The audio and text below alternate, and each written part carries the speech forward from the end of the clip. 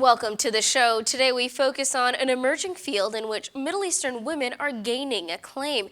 That's the film industry. Top international prizes are going to female filmmakers from the region.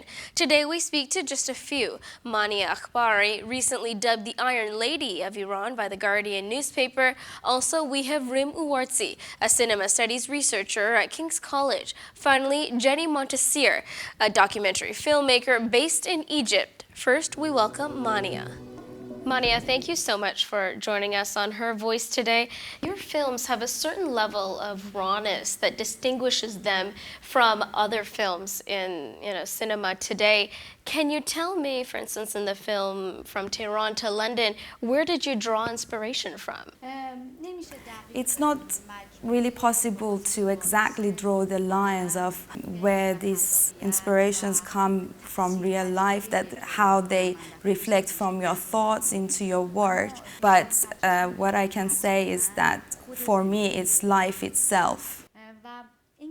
After I draw those experiences from my own life and I get inspired, they're no longer just personal, for example, they're not just Mania's experiences.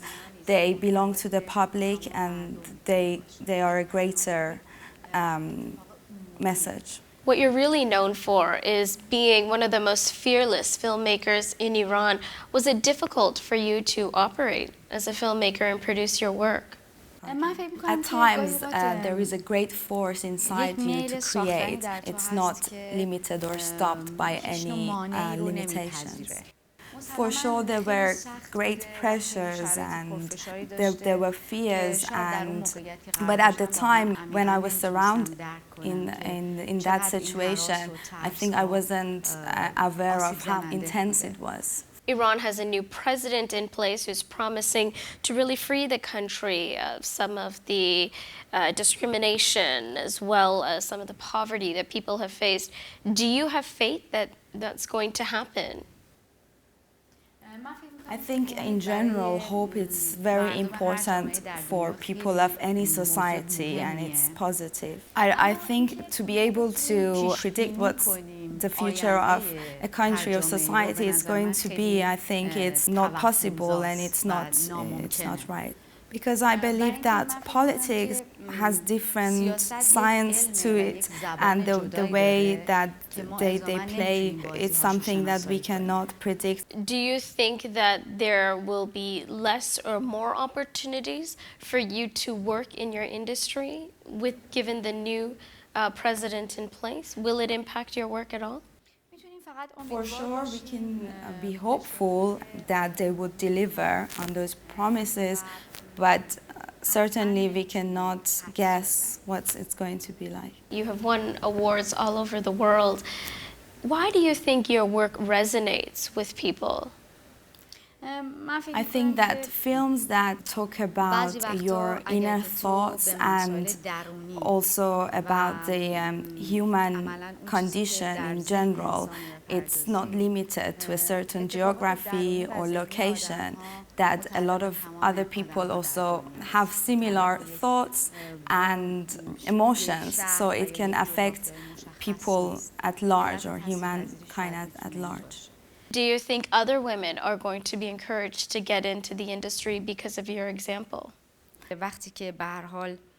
think that it's important that any woman would want to reach more awareness or spread awareness through artistic work, so that gives power also to other women, perhaps, that they would believe that nothing is impossible.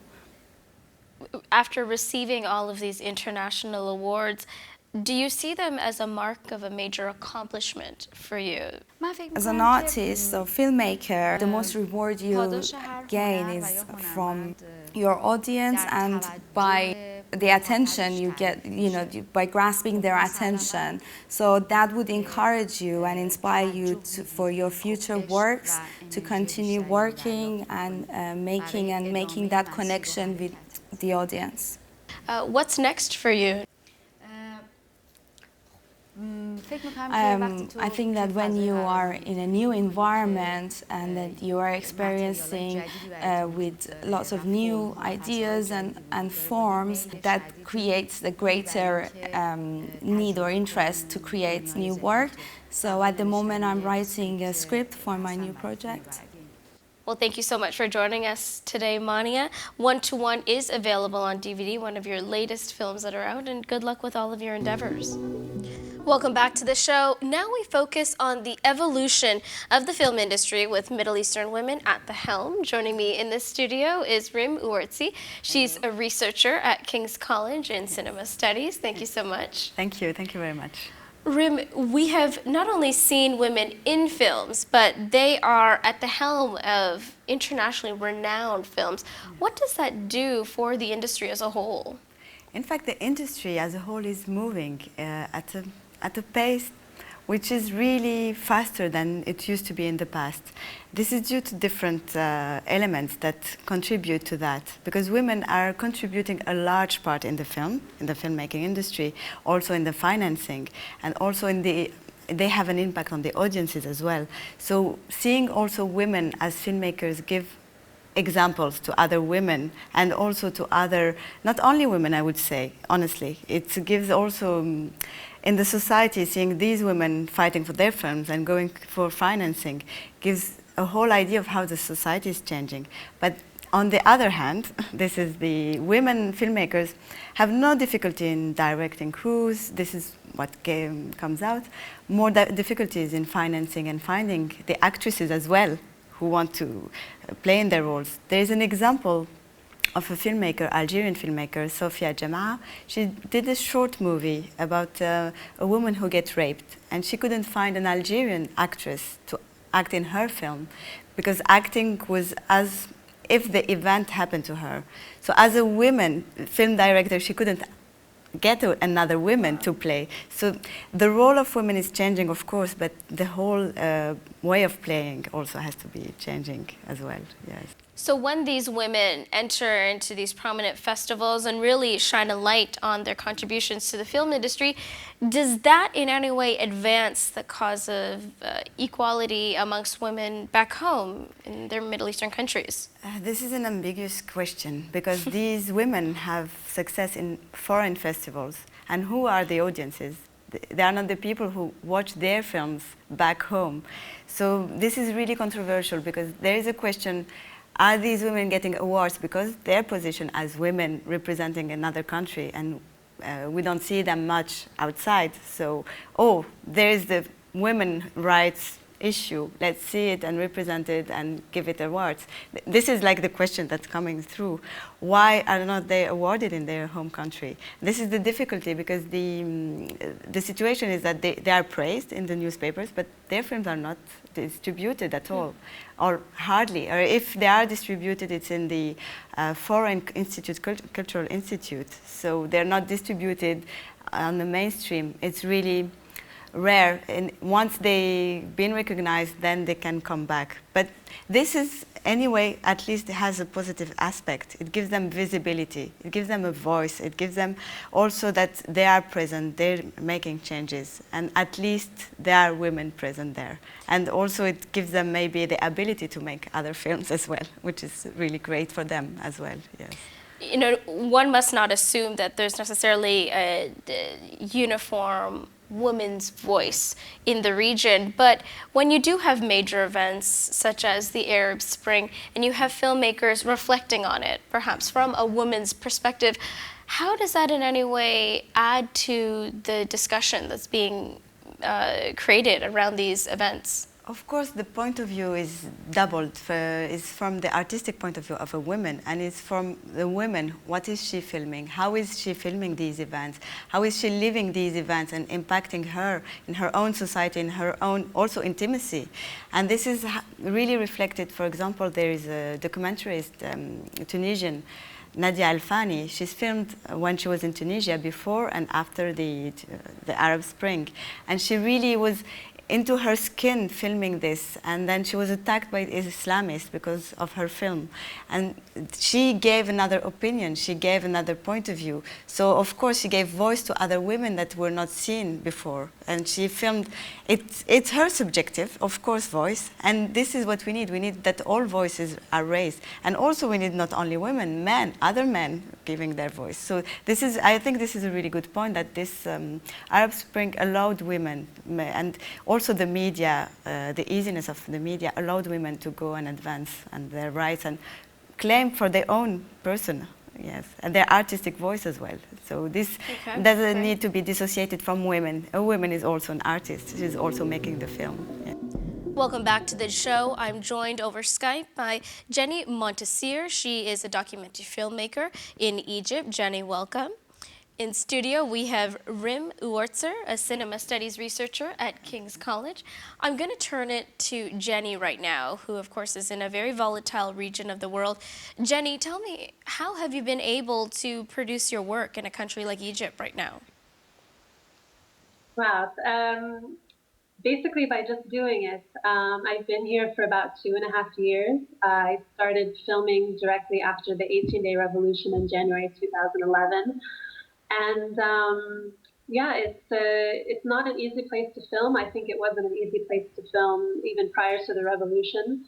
But I came and I wanted to film a long-form documentary. I started following one woman and her family's experience from directly after the revolution until the end of last year. And in the meantime, I've produced several short documentaries, mainly focused on human rights related to women's rights, mainly. And I guess in the past couple months, it's even become more difficult to film here. But there are a lot of people that came after the revolution, and several films have already been produced in this time period. But yeah, I guess filming in this region is just a question of being smart when you're going out and filming and considering the challenges that everyone faces in doing so. But then just taking that step forward, and because it's documentary, of course, deciding on what aspect of what's happening here that you would like to cover. So speaking of, focusing your work, you have discussed women's rights for several years in your work. Tell me, why is that an issue that resonates so deeply with you? Well, it was directly related to this family that I mentioned and the woman, her story of how the revolution affected her and what happened to her in the years that followed, and the changes that she wanted to make in her life and the challenges that she was facing to overcome some of the issues. And I just decided that if I really wanted to understand what she was going through, I couldn't just take my knowledge of what I know about women's rights in my own country, what women's rights in Egypt, and I wanted to really explore these issues. And so I actually made these short documentaries based on things that she was facing in her own life. So whether it's domestic violence or what was sort of happening with the women's rights movement, because you had, after the revolution, you had so many women who said, okay, this is our chance. And of course, there were many people working on these issues beforehand, but someone like this woman in my film, she hadn't considered before that she could actually stand up for her rights. Okay.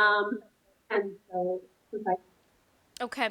Now, we heard about her experience as a woman in front of the lens, but you, as a woman behind the lens, can you tell me about what sort of issues you face in terms of ensuring your safety as throughout the filming process? Right. I mean, there's definitely precautions that you can take, and it was from everything even before when deciding what kind of equipment I would have with me, how much would I be carrying, what would I wear on a day I was going out shooting, depending where I was going. Would I bring people with me? Would I go by myself? And as I said, it's not a country that's very friendly to cameras at all, and this has become definitely much worse, especially now. It's much worse. Um, but yeah, I would always take into consideration these factors. And that said, I mean, I was out filming in Tahrir Square. I was out filming at demonstrations, and maybe something minor would happen, but I really didn't have some of the problems that other journalists or filmmakers had. But then, for example, I decided, okay, I need to go out and film a marketplace in a neighborhood. And on this day, somebody tried to grab the camera from my hands and said, who are you? What are you doing? I think we should make a citizen arrest of you. So it's like you can't even know in the end what could be the situation I could put you in danger.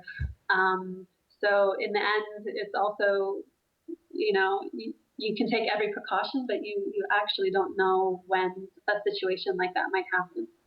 Now, moving beyond your kind of immediate experiences, can you tell me how the film industry has evolved in Egypt since you've been there? Has it grown at all? Well, I think definitely, especially after the 18 days, you had really sort of a strong growth in arts movements in general. I mean, people wanted to do something art with any kind of arts and includes film.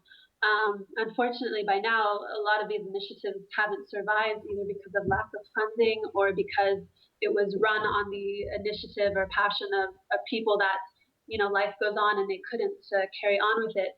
But I think what you've seen a lot more of now is people who are interested in the idea of citizen journalism, or picking up the camera themselves and saying, hey, I have a story that I want to tell, and we have so much misinformation in the media, and we have so many points of view that get lost. So I've seen a real growth and explosion in people, wanting to learn more about filmmaking.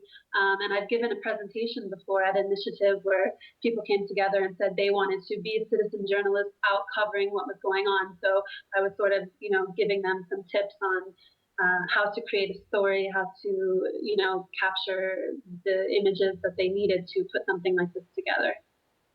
Do you think that creating this community organically, bringing them all together and teaching them in a classroom in this way is going to put pressure on any government, the interim government, the successive governments to follow? Is that going to change kind of Egypt as we know it today? Well, of course, I mean, this is the power of film, is that it's the potential to show stories that you might not know of, things that are happening. And there's a collective that's been going on now for 2.5 years that specifically focused on going out to places where demonstrations or when things were happening and shooting their own footage and getting it out on the internet. And I think for at least 2011, it was like the highest viewed YouTube channel in Egypt, because these are the stories that aren't shown in the mainstream media. And as far as the effect this can have, I mean, now these days you have journalists and filmmakers who are detained. We had several who were killed in the last month. And This shows the power of what they're doing. I mean, they're a threat. It's a threat to show what's actually happening here. Um, so you can see that this is seen as very powerful by the state. Okay, interesting. Now I'm going to move the conversation up to Rim. Tell me what you think. What role should governments play in terms of encouraging the development of film industry? Governments can play an important role in any ways to encourage, to make people aware of the power of filmmaking.